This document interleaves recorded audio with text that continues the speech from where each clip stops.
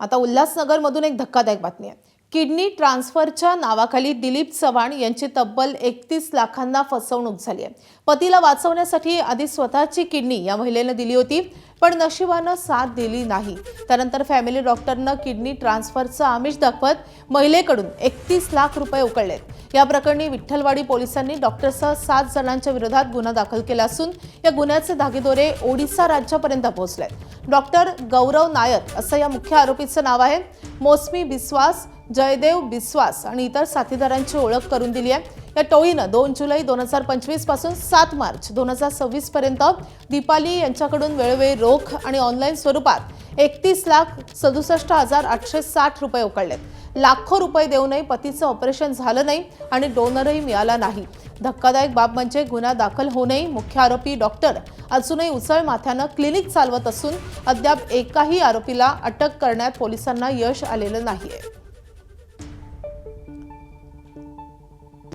Agents होते त्यांचा contact त्या इक्बाल सोबत होता। आपला डायरेक्ट कॉन्टॅक्ट तिथं नव्हतं। मग ते पेशंट पण भुवनेश्वरला 1-2 वेळा गेलं, तिकडं पण परत सर्व काही क्रॉस मॅच वगैरे, सर्व काही डोनर वगैरे, मॅचिंग वगैरे, क्रॉस मॅचिंग वगैरे सर्व झाली। जेव्हा असं ॲडमिट व्हायची वेळ आली तेव्हा तो तिकडचा जो एजंट होती, ते एक फिमेल होती, तिचा हजबंड, तो जो डोनर होता, डोनर आणि जो एक मध्ये एक हॉस्पिटलचा असिस्टंट म्हणजे OT असिस्टंट, जे डॉक्टर ऑपरेशन करणार आहे त्यांचा असिस्टंट म्हणून जो होता, ते सर्वजण एकत्रच गायब झाले। त्यांचा फोन नंबर वगैरे सर्व एकत्रच स्विच ऑफ झालं।